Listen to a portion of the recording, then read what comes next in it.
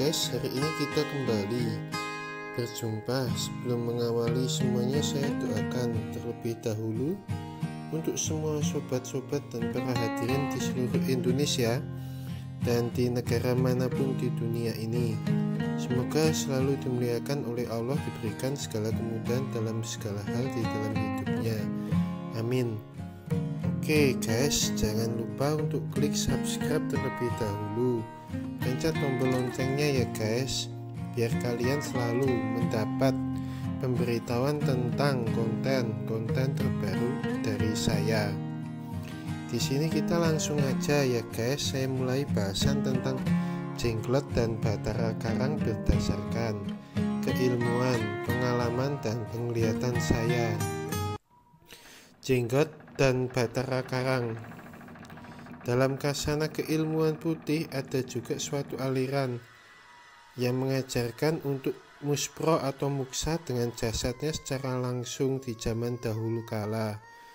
Konon dipercaya dengan mengolah energi kundalini yang sempurna di tataran tingkatan tertinggi ketika mau meninggal akan mencapai tubuh pelangi, tubuh yang bersinar cemerlang penuh warna-warni terpancar dari dalam dirinya, yang akhirnya membuat tubuh akan semakin menyusut secara perlahan-lahan dengan sendirinya, lalu kemudian hilang semuanya beserta jasad dan jiwanya ketika meninggal.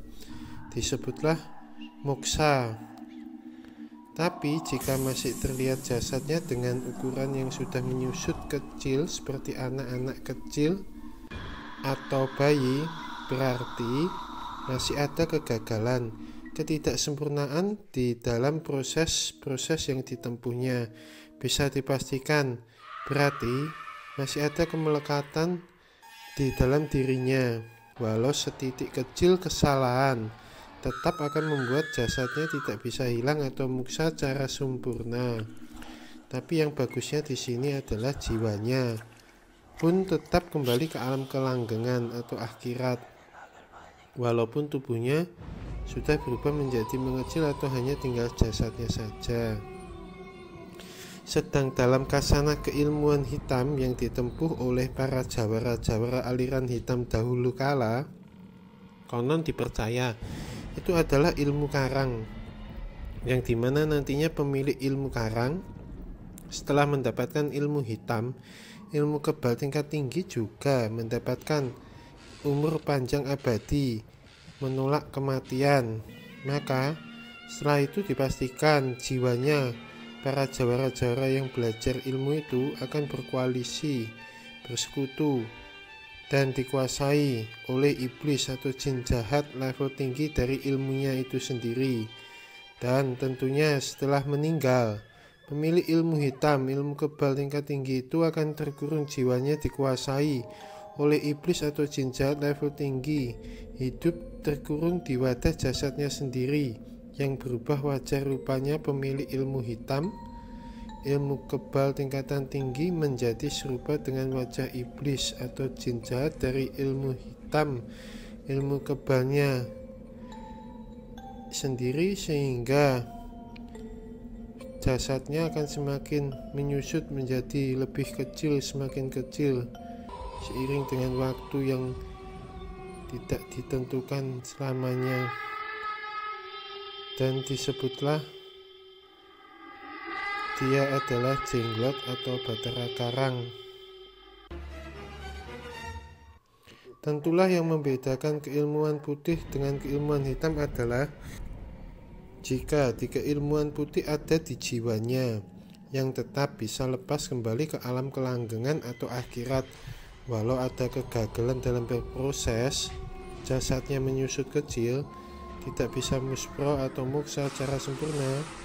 Keduanya, jiwa dan jasadnya, hilang secara bersamaan ke alam kelanggengan atau akhirat. Jika di keilmuan hitam ada di jiwanya yang tidak akan bisa lepas, terikat dengan perjanjian ilmu hitam yang dipelajarinya, sehingga selamanya terkurung di wadah jasadnya sendiri yang dikuasai secara total jiwa dan jasadnya oleh iblis atau jin jahat level tinggi, penguasa ilmu hitam, ilmu kebal yang dipelajari. Dan bahkan juga jika dilihat dengan penglihatan gaib, untuk yang keilmuan putih, pancaran energinya sangatlah positif sekali dari tubuhnya atau jasadnya yang sudah menyusut kecil seperti anak-anak kecil atau bayi. Berbeda pula, sedang di jenglot atau Bahtera Karang, pancaran energinya sangatlah negatif sekali, terlihat dari jenglot atau Bahtera Karang itu sendiri. Jenglot atau Bahtera Karang yang benar-benar asli sangatlah langka, jarang sekali didapatkan dan ditemukan. Dan jika pun menemukan dan mendapatkan yang asli pun, juga tidaklah mudah untuk mengaktifkan kekuatan hitam yang dahsyat yang ada di dalam jenglot atau Bahtera Karang. Tentunya perlu juga lelaku-lelaku yang sangatlah khusus yang harus dilakukan sendiri oleh pemiliknya. Bahkan di luaran pun juga terdapat jenglot atau Bahtera Karang yang dibuat secara palsu oleh oknum-oknum manusia, terbuat dari bahan-bahan hewan, yaitu kera dan kodok. Biasanya disatukan keduanya menjadi menyerupai jenglot atau Bahtera Karang. Jadi memang harus benar-benar hati-hati ya guys, karena memang yang benar-benar asli itu sangatlah langka sekali dan jarang ditemukan, sangat sulit sekali mendapatkannya. Jenglot dan Bahtera Karang hampir serupa bentuk dan wujudnya. Jadi secara fisik terlihat bentuknya seperti manusia, serupa boneka atau mumi berwujud tengkorak, tekstur kulit kasar gelap, memiliki taring, dan ada yang taringnya mencuat hingga keluar.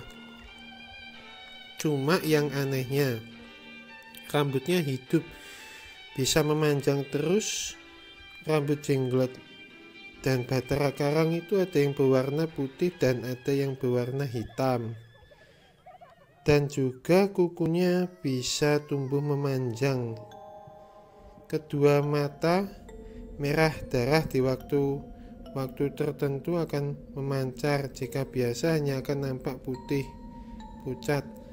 Biasanya ditutup dengan kain putih atau kain hitam, karena kalau tidak, pancaran sinar ultraviolet dari kedua mata jenglot atau Bahtera Karang akan bisa menyerang balik dan bisa membuat mata kita menjadi buta sesaat atau permanen, tergantung kekuatan sinar pancarannya, jika memang benar-benar itu asli jenglot atau Bahtera Karangnya.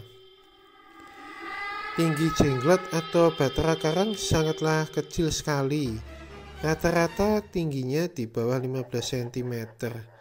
Kalaupun ada berukuran 15 cm, tingginya pun itu sangatlah jarang sekali.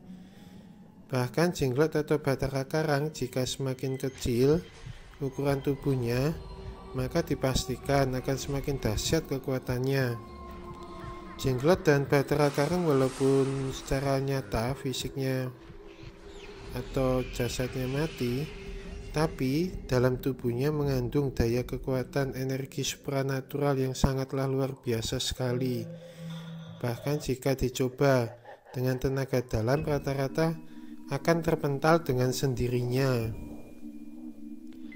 Jenglot dan Bahtera Karang memiliki daya tua yang sangatlah luar biasa sekali jika pemiliknya bisa memanfaatkannya dan mengaktifkannya, yaitu membuat kebal pemiliknya dari senjata apapun, mudah mengambil benda-benda gaib termasuk pusaka gaib di alam gaib, mudah menundukkan penguasa wilayah gaib, mudah memindahkan benda nyata ke tempat lain secara gaib, mudah mengambil uang atau harta gaib di alam gaib, dapat memberikan semua informasi apapun kepada pemiliknya, dapat membunuh musuh pemiliknya melalui santet.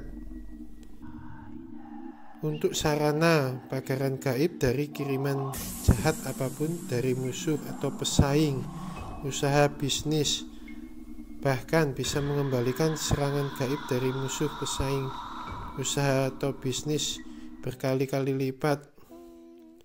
hingga menyebabkan kematian bagi pesaing atau musuh dari pemilik jenglot atau Batara Karang itu sendiri. Sebagai sarana mempermudah segala urusan apapun, terutama usaha bisnis apapun.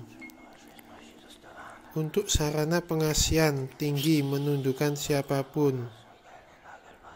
Untuk sarana protek perlindungan dari pencurian uang yang dilakukan oleh bangsa-bangsa gaib, yang dilakukan oleh makhluk-makhluk gaib yang jahat. Dapat menambah daya kekuatan dan keilmuan ilmu hitam pemiliknya hingga mencapai tataran tingkatan tertinggi dalam dirinya.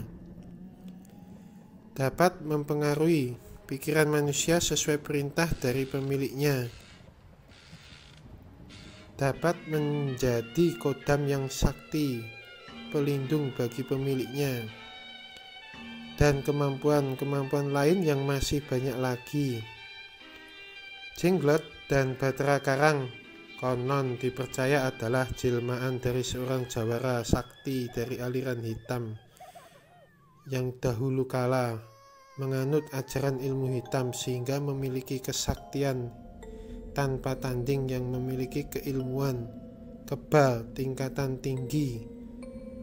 Tubuhnya kebal dari segala benda apapun, bahkan mendapatkan kekuatan panjang umur bahkan abadi, menolak kematian.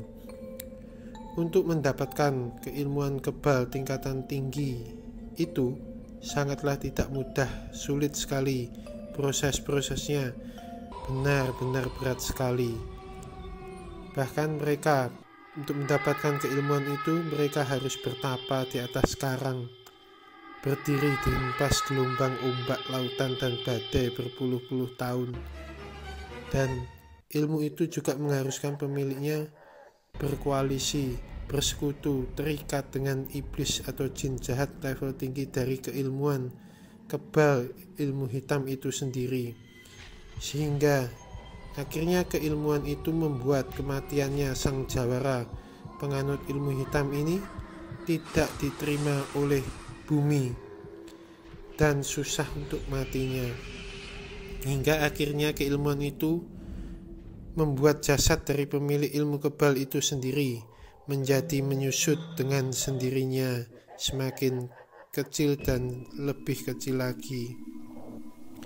Dan jiwa para pemilik jawara ilmu hitam yang sudah dikuasai oleh iblis atau jin jahat level tinggi dari ilmu kebal itu, ilmu hitam, akhirnya akan terkurung dalam wadah fisik yang secara perlahan-lahan wajahnya pun berubah menyerupai wujud penguasa iblis atau jin jahat level tinggi dari keilmuan itu sendiri. Jenglot dan Batara Karang itu bedanya ada di usia atau umur yang membuat bisa disebut jenglot dan bisa disebut Batara Karang. Kalau disebut jenglot, umurnya biasanya masih berumur ratusan tahun. Sedangkan kalau disebut Batara Karang biasanya sudah berumur ribuan tahun. Bahkan di alam astral atau alam gaib, jenglot atau Batara Karang adalah kodam yang memiliki kekuatan hitam yang sangatlah tinggi, sangatlah dahsyat, dan tataran kedudukan tingkatannya sangat tinggi levelnya. Tentu dengan semakin lama usia atau umur yang dimiliki jenglot atau Batara Karang, tentunya membuat kekuatan-kekuatan negatif yang terkumpul di dalam wadah dan jiwa di dalam jenglot atau Batara Karang akan semakin sangatlah kuat sekali, sangatlah dahsyat kekuatan negatif dan pancaran aura kegelapan yang dimilikinya. Jenglot dan Batara Karang jika memiliki, tentu pemiliknya harus memberikan sesaji makanan, dan jika diperintah pun tentu akan meminta imbalan, meminta tumbal, yaitu darah manusia atau darah hewan tertentu. Biasanya kalau darah manusia, golongan darahnya adalah golongan darah O. Biasanya pemilik jenglot atau batara karang akan membeli darah ampulan di tempat-tempat yang menyediakan darah. Tapi jika darah hewan, biasanya hewannya adalah bekisar yang putih, warnanya putih mulus, atau ayam cemani, jago yang hitam, tubuhnya secara total hitam legam ya guys, dimana nantinya darah ayam bekisar putih mulus atau ayam jago cemani hitam akan diambil darahnya dengan cara disedot darahnya dengan alat suntik, lalu darah itu disajikan kepada jenglot atau batara karang disertai dengan sesajen lainnya, biasanya kembang staman, dan dikasih bunga kantil, disajikan diletakkan di dekat jenglot atau batara karang itu. Lalu darah yang tersaji biasanya akan diberikan sebuah selang kecil, disambungkan di darahnya dan diletakkan ujungnya yang satu pas di mulutnya jenglot atau batara karang. Tentunya secara perlahan-lahan darah yang disajikan akan habis tersedot dengan sendirinya. Biasanya ritual memberi makan dilakukan di hari-hari tertentu, yaitu Jumat Legi, Senin Kliwon, dan Selasa Pahing. Dan ada selang waktu beberapa hari, biasanya kurang lebih 30 hari, bahkan 35 hari baru akan diberikan sesaji makanan itu, tergantung dari keinginan atau harapan dari jenglot atau batara karang yang ingin mendapatkan sesaji makanan. Jadi tidak selalu hari-hari itu saja, tergantung jenglot atau batara karang sesuai permintaannya ya guys. Jika kelupaan memberi makan, biasanya jenglot atau batara karang akan mendatangi pemiliknya secara langsung jika memiliki kemampuan melihat makhluk gaib. Tapi jika tidak memiliki kemampuan melihat makhluk gaib, biasanya jenglot atau batara karang akan hadir mendatangi pemiliknya di dalam mimpinya untuk meminta sesaji makanan. Bahkan jika pemilik tidak menggubris jenglot atau batara karang yang dimilikinya, biasanya mereka akan mencari tumbal sendiri. Yang ditakutkan di sini ya guys adalah tumbalnya adalah kesayangan dari pemilik jenglot atau batara karang itu sendiri. Biasanya tiba-tiba nanti sakit atau kecelakaan tanpa sebab hingga menyebabkan kematian. Untuk kelemahan jenglot atau batara karang tentunya adalah dibakar atau dihancurkan medium atau wadahnya, tentu setelah ditundukkan atau dikalahkan. Dan untuk yang bisa mengalahkannya adalah orang-orang tertentu yang memiliki kemampuan, memiliki keilmuan, memiliki spiritual dan kebatinan tingkatan yang sangat tinggi juga. Dan tidak sembarang orang bisa mengalahkannya dengan mudahnya. Jika jenglot atau batara karang belum dikalahkan atau ditundukkan, tentu untuk membakar atau menghancurkan medium atau wadahnya akan sangatlah benar-benar sulit sekali. Dibakar pun biasanya tidak akan mempan, dan dihancurkan pun tidak akan bisa, bahkan bisa menghilang dengan sendirinya. Tidak akan bisa hancur jika itu memang benar-benar asli jenglot atau batara karangnya. Dan untuk menghindarkan serangan dari jenglot atau batara karang adalah dengan meningkatkan keimanan dan ketakwaan terhadap Allah Sang Maha Pencipta, dengan beribadah secara tekun, istiqomah, rajin berdoa, berzikir selalu, sehingga kita akan selalu mendapatkan perlindungan dari Allah Sang Maha Pencipta, dihindarkan dan dijauhkan dari segala gangguan makhluk-makhluk gaib jahat apapun, terutama khususnya jenglot atau batara karang di dalam kehidupan kita. Begitulah semua berawal dari pilihan yang telah diambil oleh pelaku-pelaku kehidupan siapapun itu. Baik buruk, semua hasilnya akan kembali kepada pelaku kehidupan itu sendiri ketika sudah mengambil pilihan jalan hidup yang sudah ditentukan sendiri olehnya. Tentunya dari semua yang sudah terjadi, tentulah ada hikmah yang bisa kita dapatkan. Adalah kita tentu pastinya akan lebih mengambil pilihan yang terbaik, mengarahkan ke jalan yang benar untuk diri kita, terutama orang yang kita cintai dan kita sayangi. Dan hindarkan selalu pilihan-pilihan yang hanya mengarahkan ke jalan yang buruk, yang nantinya hanya akan membuat kita sulit, membuat kita getun, membuat kita menyesal selamanya di akhir cerita hidup kita.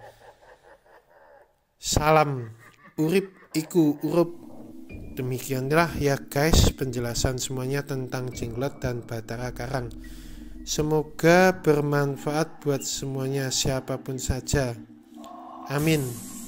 Dan jangan lupa tonton terus, kasih jempol like dan komennya juga di bawah videonya ya guys. Selalu stay in here di channelnya Mbah Tirto Vlog yang selalu penuh dengan kejutan. Terima kasih. Assalamualaikum warahmatullahi wabarakatuh.